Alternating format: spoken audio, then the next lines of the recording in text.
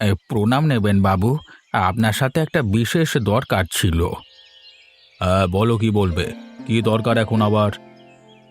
বাবু, আপনার ওই গিন্নিমার বোনকে এই গ্রাম থেকে তাড়ান, না হলে কিন্তু সর্বনাশ হয়ে যাবে। তার মানে তুমি সকালবেলা কি বলছো? কি তোমার মাথা ঠিক আছে তো? হ্যাঁ বাবু, আমার মাথা ঠিক আছে। আমি আপনার ভালোর জন্যই কথাটা বলছি। তুমি আমার আত্মীয় সম্পর্কে সকালবেলায় আমার সামনে এরকম করে কথা বলতে পারো কি করে? তোমার সাহস তো কম নয়। তোমাদের কিছু বলা হয় না বলে তোমরা পার পেয়ে গেছো, তাই না? আপনি রেগে যাবেন না বাবু। আমি এ কথা বলছি তার নিশ্চয়ই কোনো কারণ আছে। কী কারণ আমাকে খুলে বলো। সকালবেলা এরকম হেঁয়ালি করে কথা বলো না, যা বলবে স্পষ্ট কথা বলো।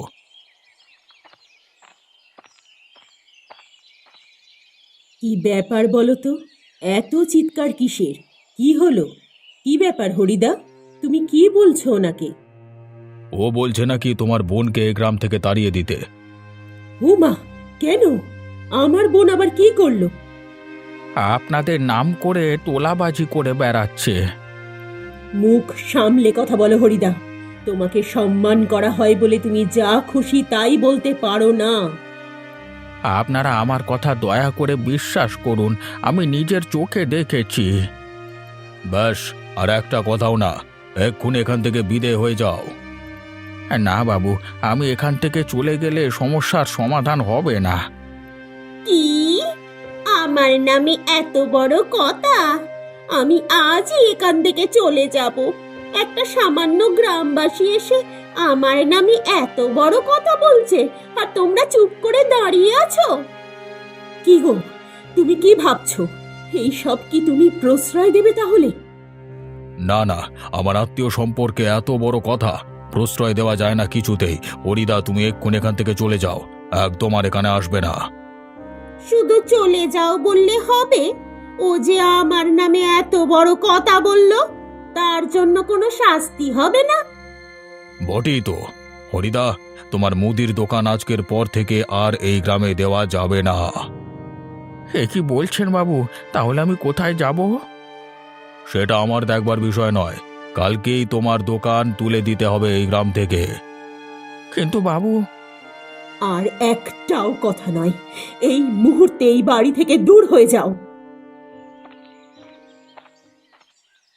কি গো, কাশীনাথ বাবু কি বলল? কিছুই বলেনি গিন্নি। উল্টে আমি সত্যি কথা বলাতে আমাকে শাস্তি দিয়েছেন। বলো কি গো, সত্যি নাকি? কিন্তু আমাদের কাশীনাথ বাবু তো এরকম ছিলেন না। তিনি আর আগের মতো নেয় গিন্নি। তার উপর গিন্নি মায়ের ওই বোন এসে আরও কান ভাঙিয়ে দিল বাবুর। তাতে তিনি আরও রেগে গেলেন। আসলে আমার কাছে প্রমাণ তো কিছু ছিল না। কে বলল প্রমাণ নেই? যার কাছ থেকে তোলাবাজি করেছে তাকে সাথে করে নিয়ে গেলেই তো সব সত্যি কথা বলে দেবে। বলবো না গিন্নি? তুমি বিষয়টা বুঝতে পারছো না। গিন্নিমার ওই বোন প্রচণ্ড বদমাইশ। এখানে এসেই কয়েকজন লোককে হাত করে নিয়েছে। তারাই এরপর ভয় দেখিয়ে সবাইকে চুপ করিয়ে রেখেছে। তাহলে আমাদের কি বিপদ হলো বলো তো? এই সব দিকে মাথা না ঘামানোই ভালো ছিল গো। কি আর করা যাবে? এখন যখন কাশীনাথ বাবুর ভালো করতে গিয়ে হিতে বিপরীত হলো, তখন এরপর যেটা হবার সেটা মেনে নিতে হবে। আমাকে বলেছে গ্রামে আর দোকান দেওয়া যাবে না। কালকেই এই গ্রাম থেকে দোকান তুলে দিতে হবে। যা খুশি তাই নাকি? ওরা বললেই আমাকে দোকান তুলে দিতে হবে? কই, দোকানটা করবার সময় তো আমাকে 1 টাকাও দিয়ে কেউ সাহায্য করেনি। আমি তুলবো না দোকান, দেখব ওরা কি করে।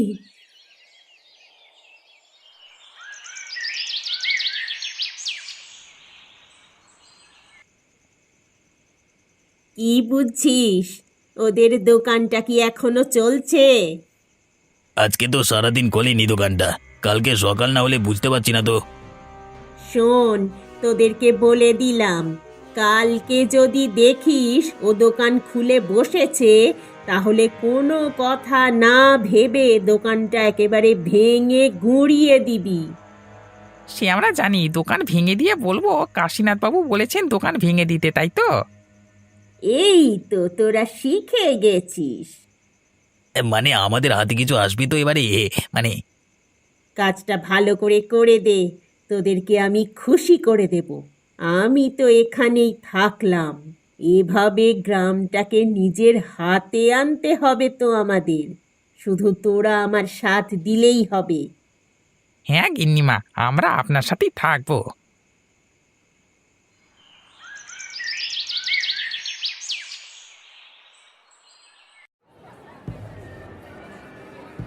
কি রে বুড়ো বুড়ি, তোরা কি কারোর কথা শুনিস না নাকি? কি ব্যাপার, কি চাই তোমাদের এখানে? আমাদের কি চাই সেটা তুই ভালো করেই জানিস। না, আমরা জানি না তোমরা কি জন্য আমাদের দোকানের সামনে দাঁড়িয়ে আছো। সামনে থেকে সরে যাও, লোকজনকে মালপত্র কিনতে দাও। ওরে বুড়ি, তোর বড্ড কথা হয়েছে তাই না? আমাদের সরে যেতে বলা? কালকে তোকে বাবু কি নির্দেশ দিয়েছিল মনে আছে? কিরে বুড়ো? আমাদের দোকান আমরা চালাবো কি চালাবো না সেটা সম্পূর্ণ আমাদের ব্যাপার। আমি কারোর কথা শুনতে রাজি নই। শোন, ভালোই ভালোই তোরা দোকান বন্ধ করে চলে যা, না হলে কিন্তু তোদের কপালে দুর্গতি আছে। তোমরা যতই ভয় দেখাও না কেন, আমি কোথাও যাব না।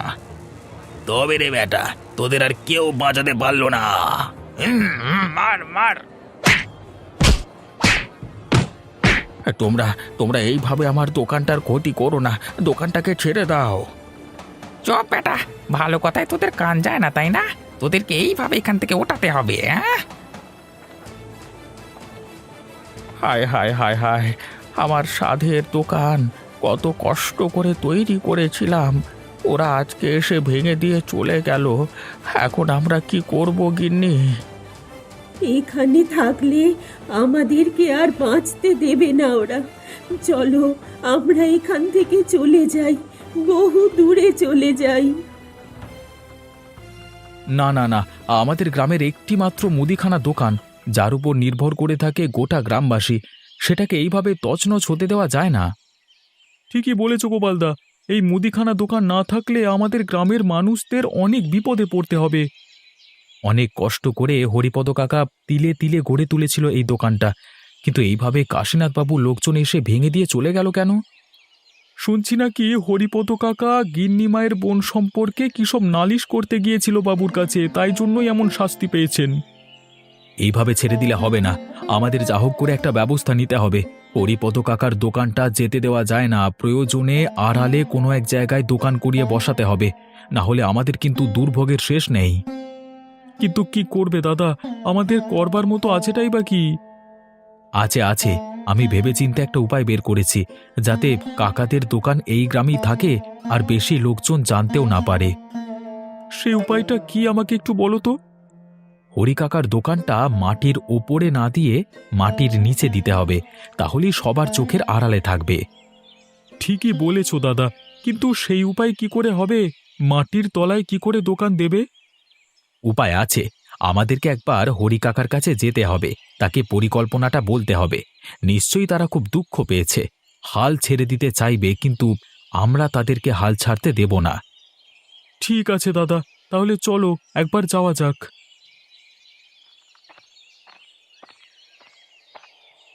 গিন্নিমার ওই বোনটাকে দেখলেই কেমন যেন গা ঘিন ঘিন করে, মুখটাই যেন কেমন। হ্যাঁ, ঠিকই বলেছ, সবসময় যেন মনে হয় ঝগড়া করতে পা তুলেই আছে। হ্যাঁ, সেই আর কি। এই তো সেদিন আমার সাথেও সামান্য কথা নিয়ে কাটাকাটি হলো, আর তাতেই যেন একেবারে রণমূর্তি ধারণ করলো। জানো কত বড় হুমকি দিল! কি করতে যে ও এখানে এসে উঠলো কে জানে। দেখো, আস্তে না আস্তে গ্রামের মধ্যে একটা ঝামেলা শুরু হয়ে গেল। কাশীনাথ বাবুরও বোঝা উচিত, ওই মেয়ে যতক্ষণ এখানে থাকবে ততক্ষণ সবার ক্ষতি করবে। কিন্তু তুমি একটা কথা বলো, কাশীনাথ বাবু আর যাই করুক না কেন, লোকজন দিয়ে হরিপদ কাকার দোকান ভাঙবে, এটা আমার ঠিক বিশ্বাস হচ্ছে না। বিশ্বাস তো আমারও হয় না গো, আমার মনে হয় ওই দামিনীর চক্রান্ত এটা। ওই চক্রান্ত করে এই সমস্ত ঘটনা ঘটিয়েছে। আমারও সেটাই মনে হয়, কিন্তু কি জানো তো, কথায় আছে না, সঙ্গ দোষে বুদ্ধি ভ্রষ্ট হয়। হয়তো এটাও হতে পারে কাশীনাথ বাবুর মাথায় ফুসমন্তর দিয়েই এটা ঢোকানো হয়েছে যে হরিপদ কাকাই দোষী। হ্যাঁ, সেটাই তো মনে হচ্ছে। না হলে এই ঘটনা অন্তত কাশীনাথ বাবুর কানে যেত এবং তিনি নিশ্চয়ই কোনো না কোনো ব্যবস্থা গ্রহণ করতেন। এখন ওই কাকা কাকিমার জন্য খুব কষ্ট হচ্ছে, বিশ্বাস করো। না জানি ওরা এখন কি করবে, কোথায় যাবে বলো তো। আমি যেটা বলছি শোনো কাকা, এটা ছাড়া আর কোনো উপায় নেই। মাটির নিচে থাকলে তোমাদের কেউ কোনো ক্ষতিও করতে পারবে না, আর তোমাদের হদিশও কেউ পাবে না। উপরন্তু তোমরা তোমাদের মুদিখানা দোকান ভালোভাবে চালাতে পারবে। বলছিস, কিন্তু ওরা যদি আবার জানতে পেরে আমাদের উপর আক্রমণ করে? প্রথমত তো কেউ জানতে পারবে না, কারণ গ্রামবাসীদের সবার স্বার্থ আছে। তুমি যদি এখান থেকে দোকান তুলে দাও, তাহলে তারা সকলে সমস্যায় পড়বে। আর একান্তই যদি তারা জানতে পেরে তোমার উপর আক্রমণ করতে আসে, তাহলে আমরা রুখে দাঁড়াবো। কারণ মাটির ওপরের জায়গার অধিকার সবার থাকতে পারে, কিন্তু মাটির তলার জায়গাটা কারোর কেনা নয়। কি গো গিন্নি, তুমি কি বুঝছো? ওরা যেটা বলছে সেটা করা কি ঠিক হবে? তাছাড়া তো আর কোনো উপায় নেই। এখন এই বুড়ো বয়সে ঘর ছেড়ে কোথায় বা যাব? যদি মাটির নিচেতে বসবাস করতে পারি এবং সেখানে একটা দোকান দিতে পারি, তাহলে সব থেকে ভালো হবে, জানো তো। এই তো বুড়িমা তাহলে বুঝেছেন। কাকা, তুমি আর না করো না, আমাদের কথায় সম্মত হলে আমরা সব থেকে বেশি খুশি হব। মানছি তোমার একটু কষ্ট হয়েছে, কিন্তু তোমাকে যদি এইভাবে যেতে দিই, তাহলে তো আমাদের একসময় অসুবিধে পড়তে হবে। ঠিকই বলেছিস তোরা। ওরা আমার সাথে যা করেছে তার ফল ওরা নিশ্চয়ই একদিন পাবে, কিন্তু আমার এভাবে আমার শখের মুদিখানা দোকানটা ছেড়ে দিয়ে চলে গেলে হবে না। হ্যাঁ কাকা, চলো তাহলে আমরা মাটির নিচের একটা জায়গা দেখে আসি। কিন্তু গোপালদা, মাটির নিচে তুমি যাবে কিভাবে, সেটাই তো আমি এখনো বুঝতে পারলাম না। ওরে, সবাই সবকিছু জানলে হয় না, কিছু কিছু জিনিস গুপ্ত থাকাই ভালো। আমি তোকে নিয়ে যাচ্ছি আমার সাথে, চল। চলো হরিপদ কাকা, তোমাকে জায়গাটা দেখিয়ে নিয়ে আসি। ঠিক আছে, চল তবে যাওয়া যাক।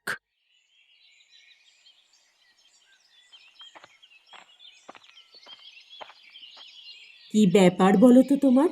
তুমি এইভাবে সকাল থেকে চিন্তাগ্রস্ত হয়ে বসে আছো কেন? কি হয়েছে তোমার? চিন্তা করছিলাম গিন্নি। কিসের এত চিন্তা শুনি, যে সকাল থেকে তোমাকে একেবারে মাথায় হাত দিয়ে বসে থাকতে হবে? আমি কি হরি কাকার সাথে কাজটা ঠিক করলাম? তার মানে কি বলতে চাইছো তুমি? তোমার কি মনে কোনো সংশয় আছে? আসলে তখন মাথাটা একটু গরম করে ফেলেছিলাম, তাই জন্য মনে হয় একটু বেশি বলে ফেলেছি। তাছাড়া এভাবে দোকানপত্র ছেড়ে দিয়ে চলে যেতে বলাটা আমার ঠিক হয়নি। তাই নাকি? তাহলে আপনি কি বলতে চাইছেন জামাইবাবু, ও যে এখানে এসে আমার নামে খারাপ কথা বলে গেল, সেটা কি আপনি সমর্থন করেন? তাহলে আমি না হয় এই গ্রাম ছেড়ে চলে যাচ্ছি। দিলে তো আমার বোনটার মন খারাপ করে আবার দিলে তো। তোমরা কেন যে আমার বোনটাকে এরকম করছো আমি ঠিক বুঝতে পারছি না। আরে না না, আমি কিছু বললাম নাকি? ও তো শুধু শুধুই মন খারাপ করছে। আমি শুধু বলতে চাইলাম ঝামেলাটা অন্যভাবে মিটিয়ে নিলেও হতো। শোনো, ওদেরকে মাঝে মাঝে এইভাবে শাস্তি দেওয়াটা উচিত, না হলে ওরা পেয়ে বসে মাথায় উঠবে। রাত নেই দিন নেই শুধু তোমার কাছে নালিশ করতে আসবে। সেটা তুমি ভুল বলনি গিন্নি, ওরা সেটাই করছে। তবে তুমি রাগ করো না দামিনী, আসলে আমার মাঝে মাঝে মাথাটা গরম হয়ে গেলে আমি নিজেই ভেতরে খুব কষ্ট পাই। আপনাকে কষ্ট পেতে হবে না, আপনি এসব দিক থেকে একেবারে নিশ্চিন্তে থাকুন। ওরা পেয়ে বসেছে বলেই আপনার ঘরে এসে আপনার পরিবারের লোকজনদের নামে কটু কথা বলে যাচ্ছে জামাইবাবু। অন্যান্য গ্রামে তো আমি এসব দেখিনি, তারা তো একেবারে তাদের মোড়লের ভয়ে অস্থির। আমার বোন ঠিকই বলেছে, তোমার একটু কঠোর হওয়া দরকার। ঠিক আছে, তোমরা যেটা বলছো সেটাই হবে। এখন আমাকে একটু একা থাকতে দাও। একা থেকে তো আবার চিন্তা শুরু করবে এসব নিয়ে। না গিন্নি, আর একটা চিন্তাও আছে।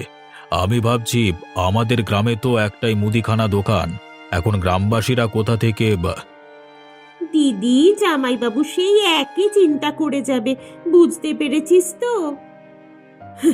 তুমি শোধরাবে না না? ঠিক আছে, আমি আর এসব নিয়ে চিন্তা করব না। এই গ্রামে মুদিখানা দোকান না থাকলে কি হলো, পাশের গ্রামে তো আছে, সেখান থেকে নিয়ে আসবে। একটু কষ্ট করুক, তারপর যখন প্রয়োজন পড়বে আমার কাছে এসে পায়ে ধরবে, তখন আমি একটা ব্যবস্থা করব। কি গো কাকা, কেমন বুঝছো? সবকিছু ঠিকঠাক চলছে তো? এক রাত তো মাটির তলায় থাকলে কেমন লাগলো? সত্যি বলতে শীতটা যা পড়েছে, তাতে এই মাটির তলায় থেকে খুবই আনন্দ। আমাদের ঘরে ঠিক মতো শীত আটকাতো না, রাত্রিবেলায় শীতে কেঁপে মরতাম। তাহলে তো এখানেই বেশ ভালো আছো বলতে হবে, সব দিক থেকেই সুবিধে। হ্যাঁ বাবা গোপাল, এখানে এসে সত্যিই খুব ভালো আছি গো। কালকে রাতে কি সুন্দর ঘুম হয়েছে আমাদের, এক ফোঁটা শীত করেনি আমাদের, জানো? আমার এটা দেখে ভালো লাগছে, তুমি আবার নতুন করে এখানে মুদিখানা দোকানটা শুরু করে দিয়েছো। হ্যাঁ বাবা, কিন্তু একটা সমস্যা আছে। আবার কিসের সমস্যা কাকা? আমি ভাবছি সমস্ত গ্রামবাসীরা যদি জেনে যায় যে আমি এখানে আছি, তাহলে কিন্তু আবার কাশীনাথ বাবুর কান পর্যন্ত খবর পৌঁছে যাবে। আরে যাক না, আমরা তো সবাই আছি। শোনো তাহলে তোমাকে গোপন খবর বলি। ইতিমধ্যে গ্রামবাসীদের মধ্যে হুলস্থুল পড়ে গেছে যে তোমার মুদিখানা দোকান ছাড়া তাদের চলবে কিভাবে। এর মধ্যে যদি নিশিকান্ত বাবু বা তার পরিবার তোমাকে কিছু করবার চেষ্টা করে, তাহলে তাদের কপালে দুর্গতি আছে। তাই যেন হয় বাবা, গ্রামবাসীদের সাহায্য ছাড়া আমি কিছুই করতে পারবো না। তোরা যদি আমার পাশে না থাকতিস, তাহলে আমি সত্যি আজকে কোথায় যেতাম। ঠিক আছে কাকা, ওসব কথা বাদ দাও। এখন আমাদের 1 কিলো ময়দা দাও দেখি, আজকে একটু লুচি ঘুগনি করব। আহা, এই শীতের সময় লুচি ঘুগনি খুবই ভালো লাগে, তা আমাকেও কিছুটা দিয়ে যাস। ঠিক আছে কাকা, দিয়ে যাব, তুমি কোনো চিন্তা করো না। যাক বাবা, আমি এটা শুনে আশ্বস্ত হলাম যে কাকা কাকিমা এই গ্রাম ছেড়ে কোথাও যায়নি, মাটির নিচে তাদের মুদির দোকান খুলেছে। সত্যি গোপাল দাদার বুদ্ধি আছে বলতে হবে। গোপাল দাদা যদি না দেখাতো, তাহলে তো কোনোদিনই মাটির নিচে এই জায়গাটা খুঁজে পেত না ওরা। সেটা ঠিকই বলেছ। কাল যখন ও এসে ঘরে আমাকে কথাগুলো বলছিল না, তখন আমার খুব আনন্দ হচ্ছিল জানো। আমাকে বলল যখন ভালো কাজ করেছি তখন ভালো কিছু রান্না করে খাওয়াতে হবে। তা তুমি কি খাওয়ালে দিদি? আজকে লুচি আর ঘুগনি করে খাওয়াবো বলেছি, তাই জন্যে ওকে দোকানে পাঠিয়েছি। আর ওই তো দেখো, লতাদি কাশীনাথ বাবু হেঁটে যাচ্ছেন, ওনার সঙ্গে একবার কথা বলবে? হ্যাঁ চলো, ওনার বাড়িতে যাওয়ার তো কোনো উপায় নেই। ওনাকে যখন একা পেয়েছি, তখন একবার ওনার সাথে কথা বলে ওনার দোষটাকে ধরিয়ে দিই, তাতে উনি যা বলার বলবেন। তাহলে চলো, আর দেরি করে লাভ নেই। কাশীনাথ বাবু, একবার দাঁড়াবেন, একটু কথা ছিল আপনার সাথে। হ্যাঁ বলো, কি বলবে? দোষ নেবেন না বাবু, আপনাকে আমরা এত ভালোবাসি, কিন্তু আপনি যে কাজটা করলেন সেটা কি ঠিক বলুন তো? কোন কাজের কথা বলছো? হরিপাদ কাকার বয়স হয়েছে, ওনাকে এইভাবে হেনস্থা করতে নাই বা পারতেন। সত্যিটা না জেনে তোমরা কথা বলো না। কিসের সত্যি? সেটাই তো আমরা জানতে চাই, আমরা সেটাই তো বুঝতে পারছি না। হরিপদ কাকা আমার একমাত্র শালীর নামে খারাপ কথা বলছিল, ও নাকি তোলাবাজি করে বেড়ায়। তাতে তো ভুল কিছু বলেননি। উনি যেদিন থেকে এই গ্রামে এসেছেন, সেদিন থেকেই সমস্ত গ্রামবাসীদের সাথে খারাপ আচরণ করছেন, আপনার নামে টাকা পয়সা আদায় করছেন, আর বেশি কিছু বলতে গেলে ওর দুটো লোককে দিয়ে ভয় দেখাচ্ছেন। তাই নাকি? কই, আমি তো জানতাম না। আপনি কোনোদিনও জানতে পারতেন না, যদি না আজকে আপনার সাথে আমাদের দেখা হতো। কিন্তু সত্যি বলতে আমার এসব বিশ্বাস হয় না এখনো। আমার নাম করে আমার শালী আমার গ্রামে এসব করে বেড়াবে, আর আমি জানবো না, সেটা তো হয় না। আপনার সমস্ত লোকজন ওনার দলে আছে, এটাই সত্যি। এবার বিশ্বাস না বিশ্বাস করা আপনার উপর। তবে একটা কথা জেনে রাখবেন বাবু, এই ঘটনার পর থেকে কিন্তু গ্রামবাসীরা আপনার ওপর খুব ক্ষেপে আছে। সকলে সত্যি করেই আপনার দুর্নাম করতে শুরু করেছে। এখনো সময় আছে বাবু, আপনি নিজেকে শুধরে নিন। চলো লতাদি, আমরা এখান থেকে এখন যাই। কি যে হচ্ছে কিছুই বুঝতে পারছি না। এইভাবে গ্রামের পরিস্থিতি সব পরিবর্তন হয়ে গেল কেন, আমার তো কিছুই মাথায় ঢুকছে না।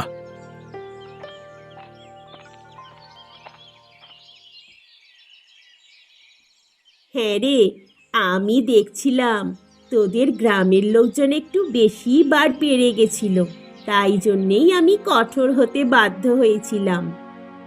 হাহ, তোর জামাইবাবু গ্রামবাসীদেরকে খুব ভালোবাসে। তারা যেটা চাইতো কোনো কিছুতেই না বলতো না। ওই জন্যই তো ওরা পেয়ে বসেছিল। মাঝে মাঝে নাও বলতে হয়। দেখ না, আমি এসে ভয় না দেখালে এরা কেউ সোজা হতো না। কিন্তু একটা কথা বলতো, তুই সত্যি করেই হরিপদ কাকার কাছ থেকে টাকা চেয়েছিলিস? হ্যাঁ, চেয়েছিলাম। শুধু হরিপদ কাকা কেন, সবার কাছ থেকেই চেয়েছিলাম। কিন্তু কেন? কেন মানে, তোরা এখানকার জমিদার, তোদের গ্রামে তারা ব্যবসা বাণিজ্য করছে, তোরা তার কাছ থেকে জমিদারি ওসুল করবি না? কিন্তু তোর জামাইবাবু তো এতদিন করেনি, তাই তো? তাই জন্যেই তো তোদের এই অবস্থা।